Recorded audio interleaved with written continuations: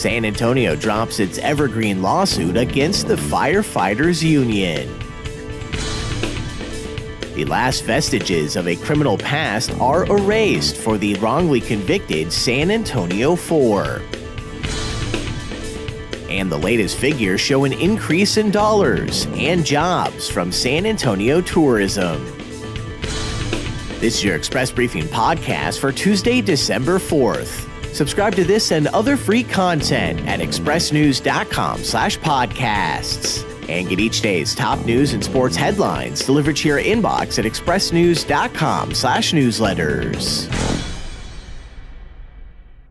Just hours after city manager Cheryl Scully announced her retirement, Thursday, the city dropped its lawsuit over the evergreen clause in the firefighters' contract in a move that puts the matter back in union hands.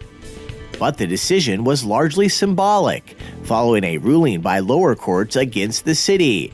And given that the Texas Supreme Court refused to hear the case this summer, the lawsuit was all but dead.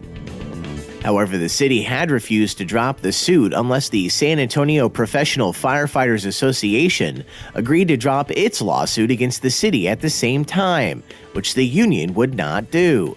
And now the dismissal of the suit sets the stage for contract negotiations to begin more than 4 years after the fire union's contract initially expired.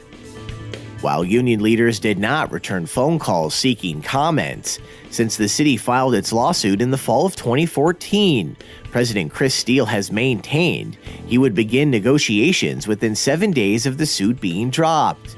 And Greg Brockhouse, the union's top ally on the city council, says the two sides should get negotiating as quickly as possible, noting that since San Antonians are so invested in the matter, negotiations should be done publicly. City manager Cheryl Scully was the consistent force behind the city's lawsuit that alleged its contract with the fire union violated the Texas Constitution and public policy because of its evergreen clause, which keeps the agreement intact for up to a decade after it expires while a new one is negotiated. On November 6th, voters approved a hotly contested charter amendment that gives the union the unilateral ability to call for binding arbitration on contract negotiations. It was a very long time coming, but the San Antonio Four no longer have a criminal history. Monday, a state district judge handed out orders expunging the records of 44-year-old Elizabeth Ramirez, 43-year-old Cassandra Rivera, 43-year-old Christy Mayhew, and 45-year-old Ana Vasquez. With the judge's order, all government agencies that house information on criminal charges, indictments, arrests, or convictions related to the cases in which the women were found innocent must seal or destroy the records. The women have consistently maintained their innocence for the past 24 years, when Ramirez's 7- and 9-year-old nieces said they were brutalized while on a weekend visit. Ramirez was convicted of aggravated sexual assault of a child in 1997, and the other three were convicted of the same charges in 1998.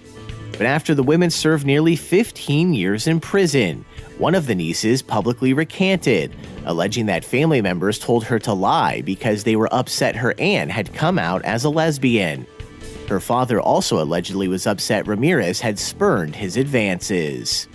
While the younger sister now says no assault occurred, the older sibling has maintained they did, but also swore she wouldn't testify again.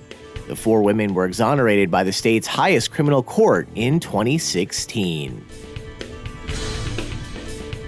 And last year, San Antonio's leisure industry delivered an economic punch of $15.2 billion as more tourists crowded the Riverwalk, and hotels and restaurants hired more workers, with a new study showing last year's numbers are up $1.6 billion from 2015.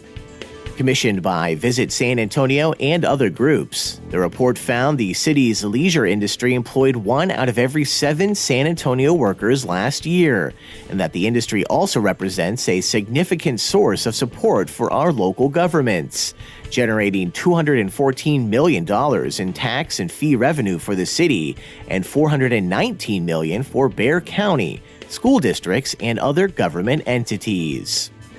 Industry leaders discussed the study's results Friday as they geared up for a city council vote on a tourism public improvement district they say would generate $10 million a year.